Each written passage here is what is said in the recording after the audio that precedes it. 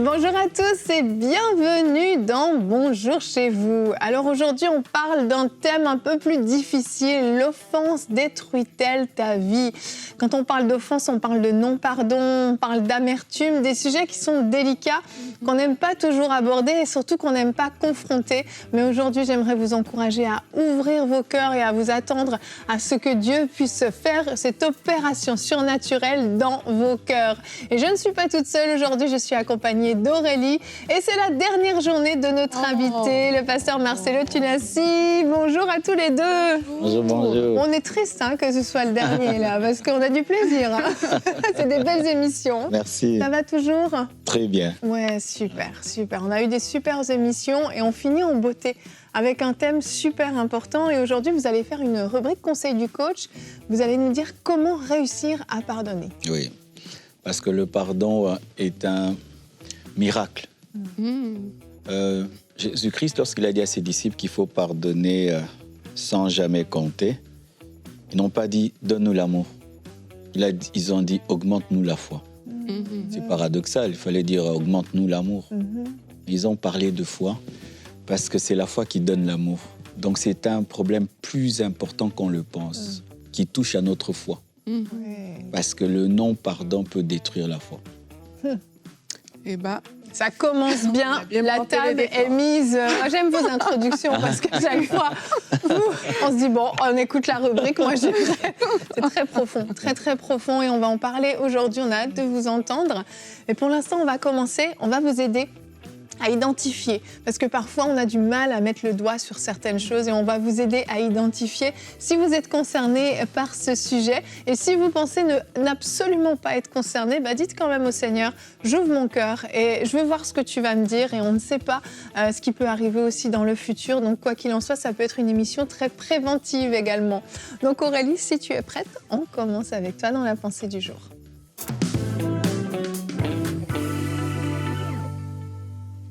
Alors, comme Evelyne le disait, le non-pardon, c'est vraiment quelque chose qui peut tuer de l'intérieur.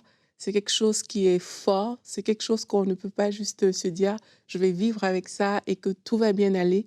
Et la Bible nous parle de ça dans Matthieu 18. C'est l'histoire, vous savez, de ce serviteur à qui on avait remis sa dette. Il devait 10 000 talents. Et alors, il a supplié son maître que de lui remettre cette dette-là. Le maître a accepté de le faire et lui-même, il a rencontré un de ses amis qui lui devait beaucoup moins que ça et il a pris son ami, il l'a jeté en prison. Et dès l'instant, on a fait le rapport au maître de ce qui s'est passé. Le maître a fait appeler ce serviteur, comme la Bible nous dit, et il dit « Méchant serviteur, je t'avais remis en entier ta dette parce que tu m'en avais supplié. Ne devais-tu pas aussi avoir pitié de ton compagnon comme j'ai eu pitié de toi ?» Et son maître irrité le livra au bourreau jusqu'à ce qu'il eût payé tout ce qu'il devait. Et il dit, c'est ainsi que mon Père céleste vous traitera si chacun de vous ne pardonne à son frère de tout son cœur. Donc, ce n'est pas juste pardonner, mais vraiment pardonner de tout son cœur. Et l'une des choses, en tout cas, moi, qui m'a frappée dans cette histoire, c'est de voir à quel point, lorsqu'on refuse de pardonner parce qu'on garde les offenses, en fait, on se remet en prison. Ce monsieur, ce serviteur, il avait déjà évité la prison, il était sorti de cette étape-là, mais juste parce qu'il n'a pas pu pardonner son frère, faire grâce à la personne qui était en face de lui, eh bien, il a fini à nouveau en prison parce qu'il ne l'a pas fait. Et refuser de pardonner, c'est ça, c'est se lier soi-même. Parfois, on pense qu'en gardant l'offense, on ne se fait pas du mal parce que voilà, c'est la personne en face qui a peut-être eu tort, mais garder l'offense, c'est se mettre en prison soi-même. Garder l'offense, c'est comme donner un droit légal à Satan dans notre vie pour qu'il puisse nous piloter comme bon lui semble. Et aujourd'hui, on ne veut pas minimiser les souffrances. On parle parfois du non-pardon. Les gens vont se dire, mais vous ne savez pas ce que j'ai vécu. Moi, on m'a traité vraiment durement. Ma vie n'a pas été facile à cause de cette personne. Cette personne a fait des choses horribles. On n'est pas en train de minimiser les souffrances qui ont pu être causées, mais on est en train ici de parler la parole de Dieu et de dire, quelles que soient les souffrances, acceptez de faire ce pas pour dire, Seigneur, je veux mettre en pratique ta parole. Si tu me demandes de pardonner, eh bien, je veux le faire. Et quelquefois, on peut se voiler la face. Et comment on va faire pour se voiler la face? C'est qu'on va se dire, ben, j'ai pardonné, oui, je l'ai fait, mais à l'intérieur de toi, il y a quand même encore des choses qui ne sont pas réglées. Et l'une des façons de le reconnaître, c'est de voir comment est-ce qu'on réagit quand on pense à la personne. Comment tu réagis? À quoi tu penses de prime abord? Qu'est-ce que t'inspire cette personne-là? Quelle est la perception que tu as? Est-ce que ton premier réflexe est négatif par rapport à la personne? C'est des petits signes qui peuvent nous donner un bon baromètre par rapport à l'offense qu'on peut garder dans notre cœur. La Bible nous raconte l'histoire de David, comment son frère est né dès l'instant où il a entendu parler, il se met en colère. Le frère avait quelque chose contre lui. Quand on voit dans l'histoire de Joseph, ses frères, pareil, on dit, mais voilà le faiseur de songes, il est là. Ça veut dire que dans leur cœur, il y a quelque chose qui n'est pas bon, en fait, par rapport à ce frère-là. Et quelquefois, c'est comme ça qu'on se comporte, qu'on garde l'offense. C'est qu'on te parle d'une personne et dans ton cœur, tu sens qu'il y a quelque chose qui monte, qui n'est pas bon par rapport à cette personne. Il faut se mettre des alertes, des alarmes et dire non, je veux régler cette chose-là. Et en acceptant d'offrir le pardon à cette personne-là, en acceptant parfois pour certains de se pardonner soi-même, parce qu'on croit qu'il y a des personnes aussi qui ont juste besoin de se pardonner elles-mêmes. On est vraiment en train de fermer cette porte au diable, une porte de prison, comme on a vu dans cette histoire du serviteur. Merci Aurélie. C'est sûr que l'histoire du serviteur, je trouve que c'est une des meilleures illustrations du pardon. Et on voit en fait la folie du pardon, je trouve, dans cette histoire. On voit quelqu'un qui a été pardonné, remis d'une dette énorme et qui refuse de relâcher quelque chose de plus petit. Et quand on lit cette histoire, on le voit sur le papier, mais on dit mais c'est de la folie, pourquoi faire ça? Et en fait, si on analyse un petit peu, on réalise que dans notre quotidien, on peut faire ce genre de choses. Et pour faire suite à ta pensée, Aurélie, j'ai quelques critères à vous proposer pour vous aider à identifier si vous avez de l'offense, s'il y a des choses que vous n'avez pas encore pardonnées. Parfois, on a du mal à l'identifier. Parfois, on le sait pertinemment, mais des fois, c'est des choses plus profondes, plus sournoises, qui se cachent.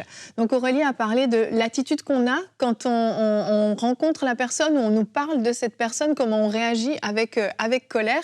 Mais il y a également le fait de revivre des fois des choses similaires à ce qu'on a vécu. Ce n'est pas la même chose, mais c'est similaire, où on nous parle de quelque chose et là, tout de suite, c'est comme si on venait de vivre la chose. C'est comme si la souffrance qu'on a ressentie quand on a été blessé à l'époque revient de la même façon, voire de façon démesurée. Peut-être que vous rêvez régulièrement des situations que vous avez vécues. Ça revient dans vos rêves, vous vous réveillez des fois en sueur, des fois même en larmes ou des fois carrément en colère parce que vous revivez ces choses que vous avez vécues. Peut-être que cette personne, vous la côtoyez régulièrement, mais vous n'arrivez pas à la regarder dans les yeux. Vous fuyez son regard, vous fuyez sa présence, juste de l'entendre parler vous agace. Ou sinon, il y a aussi le fait qu'on vous dise, comme aujourd'hui, de pardonner.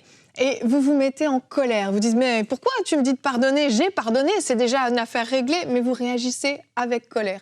Alors, c'est quelques critères, il y en a peut-être d'autres, mais quelques critères qui peuvent vous aider à identifier le fait que vous êtes offensé, que vous avez de l'amertume dans le cœur et donc que vous souffrez. Mais je veux préciser, parce que des fois, quand on parle du non-pardon, c'est comme si on vous accusait, et c'est absolument pas le cas. On vous accuse pas. Le fait que vous ayez été victime de certaines choses, vous n'êtes pas fautive, entre guillemets, mais là où vous avez tort, c'est de refuser de pardonner parce que vous vous infligez une souffrance à vous-même. Vous ne faites pas de mal à la personne qui vous a fait du mal en refusant de lui pardonner, mais vous vous faites du mal à vous. Donc c'est vraiment par amour et avec beaucoup de compassion qu'aujourd'hui, on veut vous encourager à prendre la décision de pardonner. Et souvent, lorsque nous faisons la prière du Notre Père, nous ne savons pas que nous nous condamnons nous-mêmes. Hein. Ouais. Pardonne-nous nos offenses comme nous pardonnons à ceux qui nous ont offensés. Ça veut dire, si je ne pardonne pas, ne me pardonne pas non plus. Oui. Et on a fait cette prière combien de fois? C'est vrai, hein? Combien de fois on a dit à Dieu, si je ne pardonne pas, ne me pardonne pas non plus? Chaque fois que tu fais la prière du Notre Père, tu te condamnes. Et la Bible dit que nous serons mesurés avec la mesure que nous avons utilisée pour mesurer les autres. Alors, il y a des gens qui donnent ce qu'on appelle un demi-pardon. Je te pardonne, mais tu quittes ma vie. Oui. Alors, quand tu offres aux autres un demi-pardon, Dieu fera de même. Il te pardonne, mais tu quittes sa vie. Ou je te pardonne, mais je ne te donne plus ma présence. Dieu, s'il te pardonne, il te prive sa présence. Qui aimerait que Dieu lui pardonne sans lui donner sa présence? Non. Alors, souvent, quand il s'agit de nous-mêmes, nous sommes très compatissants. C'est l'exercice que Nathan a donné à David. Il a parlé de quelqu'un d'autre. Oui. Il y avait quelqu'un qui avait un visiteur, il a pris la brebis de l'autre. Qu'est-ce qu'on peut lui faire? Il doit rendre. C'est toi, que Dieu me pardonne. Quand il s'agit de nous, nous sommes très compatissants. Quand il s'agit des autres, nous sommes durs. Alors moi, je dis toujours ceci à ceux qui n'arrivent pas à pardonner. Est-ce qu'on t'a déjà pardonné dans la vie? Oui. As-tu déjà fait du mal à quelqu'un? Oui. Alors ça t'a fait du bien quand t'as pardonné? Oui. Fais du bien aussi à quelqu'un d'autre. Exact. Tu n'as qu'à donner que ce qui t'a été donné. Il m'est arrivé un jour, j'étais en relation avec un homme de Dieu et je devais l'inviter. Et puis j'avais appris quelque chose sur lui. Et puis j'ai dit, je te reçois plus. En ces temps-là, j'étais vraiment un jeune pasteur, pas très diplomate. Alors il s'était déjà préparé, il était déjà dans la ville. Et puis vraiment, ça a vraiment été dur pour lui. Et puis un jour, on s'est réconciliés. Et il m'a sorti une phrase que j'ai aimée. Il a dit, nous tous, on a déjà fait du mal à quelqu'un. Alors je te pardonne. Wow. Et là, j'ai compris que celui qui refuse de pardonner s'est assis sur la chaise de la perfection. Seul le parfait peut décider de ne pas pardonner. C'est pourquoi seul Jésus-Christ avait le droit de lancer la pierre. Oui, devant la Et femme il n'a adultère. jamais lancé la pierre. Si le Dieu parfait, qui n'a besoin du pardon de personne, pardonne, et alors toi, l'homme imparfait qui reçoit tous les jours le pardon de ta femme, de tes enfants, de tes amis, de tes frères, de Dieu. Souvent, nous sommes des imparfaits qui réclamons la perfection aux autres. C'est vrai, c'est vrai. Une aberration. Oui, exactement, tout à fait. Et on voit souvent, en tout cas, je l'ai souvent vu lors de la dernière année, c'est que beaucoup de personnes, il suffit juste de relâcher le pardon et ces personnes même sont délivrées, tu vois, complètement. Oui, oui, c'est comme c'est vrai. tous les esprits qui pouvaient posséder ces personnes-là lâchent prise quand la personne décide de pardonner. Et c'est vraiment pas à autrui qu'on fait du mal quand on refuse de pardonner parce que c'est ce qu'on pense. On pense que le fait que je lui parle plus, le fait que je ferme mon cœur et tout, ça va faire du mal à cette personne-là. Mais c'est à toi que tu es en train de faire du mal. Et aussi, si ce n'était pas pour notre bien, Dieu n'allait pas nous le demander, tu vois. Si Dieu n'était pas conscient que quand tu vas relâcher ce pardon-là, en fait, c'est toi que ça va bénir, c'est toi que ça va aider, il ne nous aurait pas demandé de le faire. Donc, s'il le demande, ça veut dire que c'est vraiment pour nous que ça doit se faire. Et il y a des gens qui ne le savent pas, que ce manque de pardon a amené des blocages, a amené des esprits méchants, ça a amené à fermer des portes dans leur vie. Mais il faut le réaliser, en fait, et décider de lâcher prise. Quand on regarde l'histoire de Joyce Meyer, on se dit, mais waouh, tu vois, waouh, Vraiment. Tout le monde n'a pas vécu ça. Hein. Il y a des gens sûr. que c'est pour beaucoup moins que ça qui vont refuser de pardonner. Mais pareil, peu importe la gravité de la situation, Dieu demande quand même de le faire. Et quand il demande de le faire, c'est aussi parce qu'il y a des portes de nos propres vies qui en dépendent. Donc, on ne peut pas juste nous-mêmes fermer ces portes-là.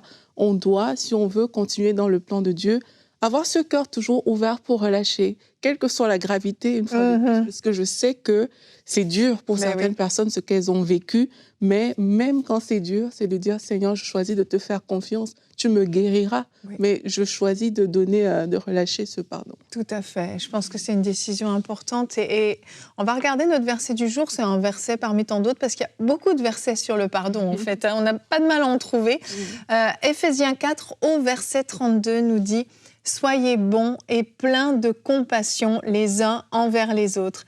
Pardonnez-vous réciproquement comme Dieu nous a pardonné en Christ. » Et ça rejoint exactement ce que vous nous partagiez, Pasteur Marcelo, ce pardon réciproque. Et nous avons été pardonnés et notre devoir est de pardonner aussi. Et c'est bien gentil ce qu'on est en train de vous dire, mais certains d'entre vous à la maison vous disent « Oui, mais comment est-ce que je peux y parvenir? Comment faire pour pardonner ?» On va voir ça dans la rubrique « Conseil du coach ».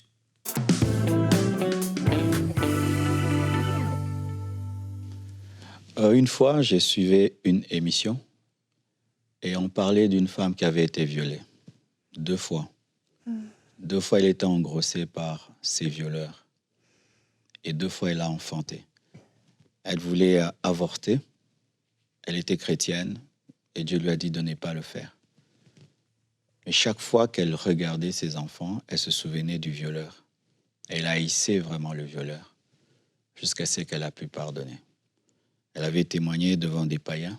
C'était une chaîne internationale. Les gens étaient vraiment choqués. Comment elle a pu pardonner l'impardonnable, parce que ça, c'est l'impardonnable. Et c'est quand je me suis rendu compte que cette femme était l'une des femmes les plus spirituelles que j'ai connues dans ma vie. Parce que je ne sais pas si une telle chose m'arrivait. Vraiment que je gêne beaucoup pour que Dieu m'aide. Alors, comment arriver à pardonner? Tout d'abord, il faut reconnaître que tu es blessé. Oui. Parce que des fois, nous faisons semblant. Ah, ça ne m'a pas touché, ce n'est rien, laisse couler. Lorsque Amnon a violé Tamar, Absalom plutôt a fait semblant. Oui. Mais après, il a tué Amnon. Il n'avait pas traité le problème et après des années, il s'est vengé. Les gens qui ne traitent pas en profondeur le problème se vengent et demeurent dans la rancune. Alors, le premier secret que je vous partage, c'est Romains 5, verset 5. « Or, l'espérance ne trompe point, parce que l'amour de Dieu est répandu dans nos cœurs par le Saint-Esprit qui nous a été donné. » Il faut recevoir l'amour de Dieu. Il faut que Dieu te donne son cœur et que Dieu pardonne la personne au travers de toi. Moi, c'est un miracle que je demande toujours à Dieu. Seigneur, aime cette personne au travers de moi, pardonne cette personne au travers de moi. Et je me retrouve que j'ai pardonné. Et ça ne me fait plus rien, ça ne me blesse plus. Et vraiment, quand on te parle de la personne, parce que moi, j'ai connu des choses. J'ai des blessures qui ont fait des buzz. Où tout le monde sait que tu es blessé. Tout le monde dans le monde entier sait que Marcelo, on t'a insulté, on a fait ça. Mais tu dois continuer à être pasteur. Mais quand on te parle de la personne, ça ne te fait rien. Parce que j'ai admis d'abord que je suis blessé. Et puis je demande que l'amour de Dieu soit répandu dans mon cœur par le Saint-Esprit, parce que l'homme est incapable d'offrir un pardon parfait. On n'est pas capable. C'est l'amour de Dieu. Parce que c'est Dieu qui nous pardonne parfaitement et c'est lui en nous qui nous permet de pardonner parfaitement. Aussi, il faudrait demander d'avoir le cœur de Dieu. La Bible dit, soyez parfaits comme votre Père Céleste est parfait. Il faudrait demander son cœur, un cœur qui pardonne, comme David, l'homme au cœur de Dieu, qui pouvait pardonner la rébellion de son fils, au point où il a dit, lorsque vous irez en guerre, soyez doux avec le jeune homme. Le cœur de Dieu. Les gens échouent dans le pardon parce qu'ils ont leur propre cœur. C'est comme si tu as un moteur diesel, mais tu veux fonctionner comme de l'essence. Ça ne marche pas. Ainsi, nous voulons, mais nous ne pouvons pas parce que nous n'avons pas le pouvoir de pardonner, parce que nous n'avons pas le cœur de Dieu. Il faut recevoir l'amour de Dieu par le Saint-Esprit, recevoir le cœur de Dieu. Aussi, il faudrait avoir la foi. Alors, tu es une personne physique, tu me blesses, je te vois, mais un Dieu invisible me dit de te pardonner. Eh bien, mon ennemi est visible, hein? Le Dieu qui me demande de pardon, je ne le vois pas. Alors donc, pour que je te pardonne, il faudrait que je croie en l'invisible, la foi. Plus nous grandirons dans la foi, plus notre pardon sera parfait. La plupart des temps, c'est que vous ne comprenez pas mon problème. Il m'a fait ça, il m'a fait ça. Les choses qu'on nous fait sont visibles. Mais le Dieu qui nous parle dans la Bible est invisible. C'est pourquoi lorsque Jésus-Christ a dit que si on te fait le mal 7 fois dans une journée, pardonne 7 fois, les disciples ont dit, augmente-nous la foi. Aide-nous à croire au Dieu invisible pour pardonner aux hommes visibles. Parce que les hommes visibles, ils sont terribles. Et le Dieu invisible, des fois, tu ne le vois pas quand tu pleures. Une autre chose, et là, c'est un grand secret. Il faut le vouloir. Parce qu'il y a des gens qui n'aimeraient même pas que Dieu les aide. Pourquoi? J'ai décidé de me venger. J'aimerais garder ma colère. J'aimerais garder ma rancune. Parce que sans cette rancune, je ne rendrai pas le mal pour le mal. Ainsi, ils attisent le feu de la rancune pour avoir la capacité de la vengeance. Parce que certaines personnes ne font le mal que quand elles sont en colère. Alors, elles maintiennent la colère pour faire le mal. Et donc, il faut le vouloir. Des fois, il y a des endroits où tu ne peux pas prêcher le pardon. Ah, il y a des coins, je ne peux pas citer les noms. Ils ont eu des génocides. C'est ça. On a saccagé des gens. Quand tu leur prêches le pardon, c'est une insulte. À mon peuple, par exemple, j'ai du mal à prêcher le pardon par rapport à notre peuple. Quand je le fais, on dit, pasteur, tu es un traître. Ils ne veulent pas pardonner. Parce que le pardon, La Bible dit qu'il est celui qui crée en nous le vouloir et le faire. Nous devons vouloir pour faire. Celui qui ne veut pas ne peut pas faire. Pendant que je prêche, par exemple, si tu es déjà rebuté, tu rebutes le message du pardon, c'est difficile que tu pardonnes. Il faut vouloir, parce que même si c'est un remède, tu dois accepter de l'avaler. Le vouloir. Une autre chose, tu dois avoir compassion de celui qui t'offense. J'ai un ami, il aime bien faire quelque chose que j'aime beaucoup. Quand quelqu'un lui fait du mal, il dit « J'ai eu pitié de lui, il se sent mal. » S'il se sentait bien, il n'allait pas me vomir tout ça. Quand vous allez à l'hôpital et que vous souffrez, que vous vomissez sur la robe du médecin, est-ce qu'il est fâché? Si le même malade se sent bien, il rencontre le médecin dans le supermarché, il vomit sur lui. Il ne faut pas comprendre. Non. Pourquoi le médecin te comprend? C'est parce qu'il dit que tu es malade. C'est pourquoi Jésus a dit « Père, pardonne-leur car ils ne savent pas ce qu'ils font. » Il faut avoir compassion de celui qui te fait mal parce que s'il était normal, il n'allait pas te le faire. Une fois, un garçon me dit « Mon père m'a fait ça, ça. » J'ai dit « C'est pas ton père est malade. Un père qui, normal, ne fait pas ça.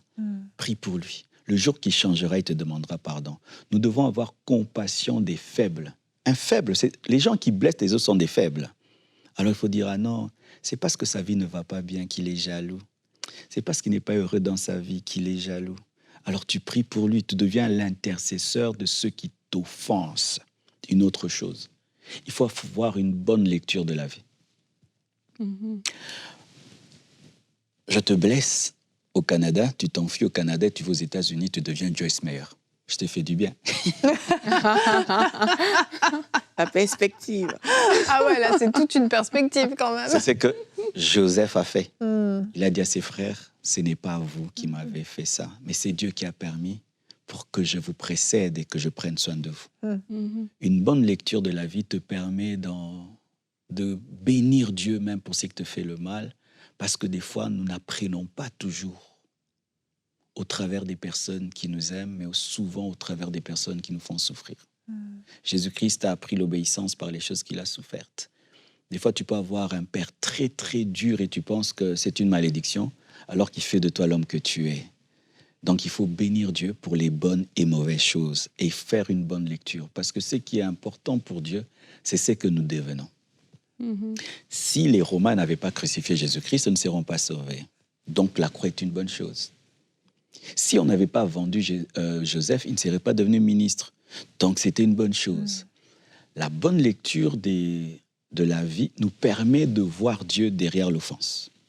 Parce que rien ne peut se faire sans que Dieu ne le permette. Ainsi donc, lorsque on insultait David et que son armée voulait le venger, il a dit quoi? Laissez-le, c'est Dieu qui lui permet de m'insulter. Pour me briser. Ainsi, tu bénis Dieu même pour tes douleurs. Tu rends grâce à Dieu même pour ce qui te fait mal, parce qu'au travers de cela, tu deviens le gérant de l'Égypte. Une autre chose, ne te concentre jamais sur celui qui te fait le mal. Vois le diable derrière lui et dis arrière de moi Satan, mais garde la personne. Jésus n'a pas chassé Pierre dans les lieux arides, mais il a chassé Satan. Si Evelyne, tout d'un coup là, tu me parles mal, je vais dire non, c'est pas Evelyne, c'est le diable. Alors je vais haïr Satan qui est derrière, mais toi je vais t'aimer. C'est ce qu'on dit, il ne faut pas jeter le bébé et l'eau sale. Jette l'eau sale, Satan, garde le bébé. Chassons le diable, haïssons le diable, mais aimons l'homme. Faisons toujours la part des choses entre l'homme et le mal qu'il fait. C'est pourquoi Jésus pouvait dire « Père, pardonne-leur, car ils ne savent pas. » Il a accordé aux hommes une qualité qu'ils n'avaient pas. Parce que s'il devait traiter les hommes tels qu'ils étaient, il allait les brûler. Si je me dis que vraiment ce que tu as fait, tu as voulu le faire, alors je serai dur avec toi. Mais si je dis que en soi tu es ignorant, peut-être que, le fait d'avoir compassion de toi m'amène à te pardonner. Et pour terminer, il faut regarder à tes imperfections. Oh, tu as menti contre moi. Tu n'as jamais menti sur quelqu'un. Oh, tu as parlé du mal de moi derrière mon dos. Tu n'as jamais parlé du mal de quelqu'un. Pourquoi il m'a fait ça? Des fois, il y a des voleurs qui pleurent alors qu'on les a volés. C'est vrai. N'est-ce pas? Chaque fois que tu es dur envers l'autre, pose-toi la même question. est-ce que j'ai jamais fait ça à quelqu'un? Et si je l'ai jamais fait à quelqu'un et à Dieu? Alors tu te dis, mais là je suis hypocrite.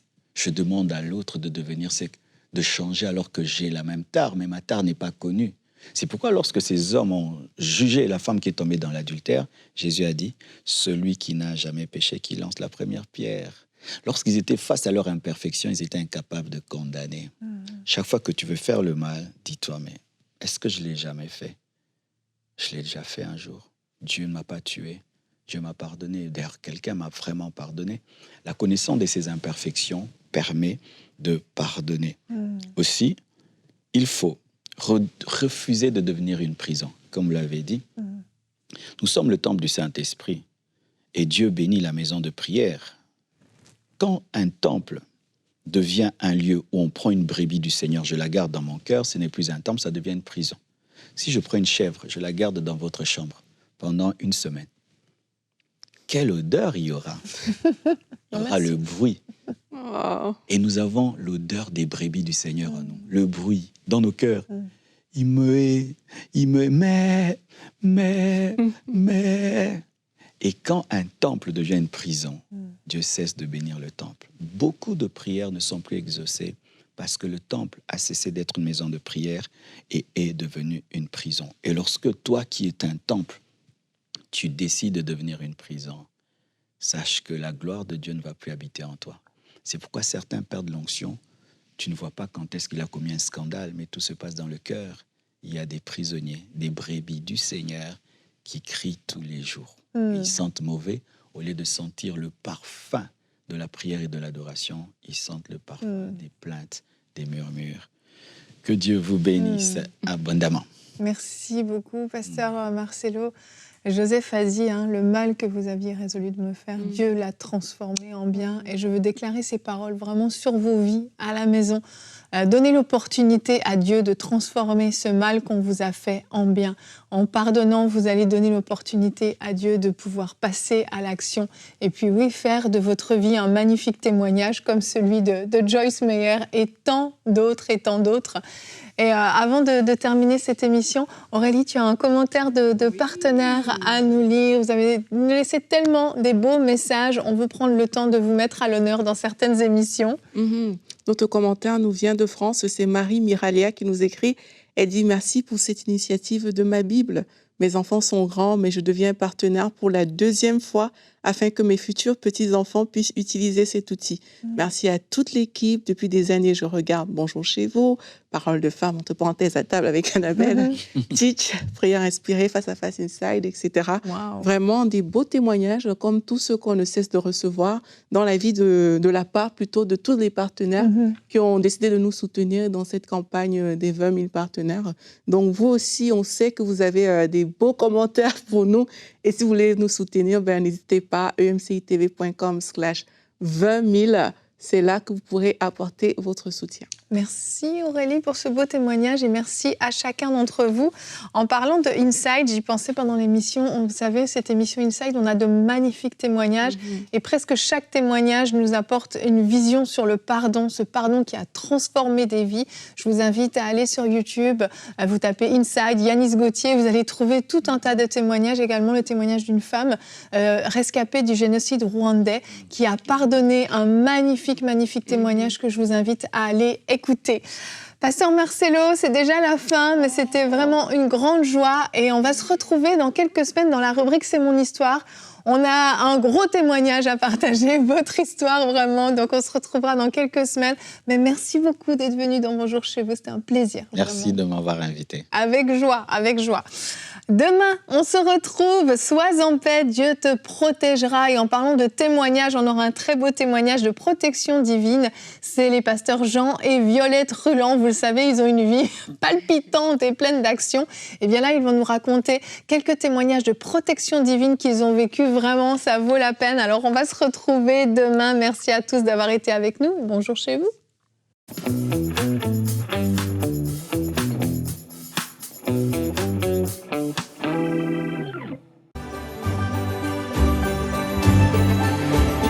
Dans la ville de Capernaum, la rumeur grandit. On apprend qu'un homme nommé Jésus arrive en ville. Ce qui est bien avec Jésus, c'est qu'il parle à tout le monde, petit et grand.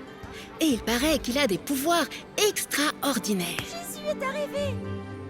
La nouvelle se répand jusqu'aux oreilles de la bande des 5. Et là, tout va très vite dans leur tête. Et si c'était la solution? Il faut à tout prix amener leur ami paralysé au plus proche de Jésus par tous les moyens. Ni une ni deux, les voilà sur la ligne de départ. Prenant avec eux maillet, très bien. Corde, indispensable. Pieu, ça peut servir. Bouée canard, non, là, rien à voir. Un ami aux 4 coins du lit et c'est parti mon kiki à travers la ville. Il faut trouver la maison où Jésus est allé. Laissez passer. Convoi sanitaire urgent. La foule est tellement compacte que les voilà bloqués. Mince, si près du but. Il faut trouver un autre itinéraire. Devant, un bouchon compact. À gauche, on dirait une boîte de sardines. À droite, encore pire. Faire demi-tour? Hors de question. C'est à ce moment-là que notre ami paralytique a une idée de génie. Les gars, parle-toi. Hissez-moi là-haut. Les 4 amis unissent leurs forces et défient les lois de la pesanteur. Alors que Jésus captive la foule par son enseignement, nos amis arrivent à destination. Jésus est là, juste en dessous. Alors ce ne sont pas ces quelques morceaux de bois et épaisseurs de boue séchée qui vont faire obstacle plus longtemps. L'histoire de Jésus et du paralytique.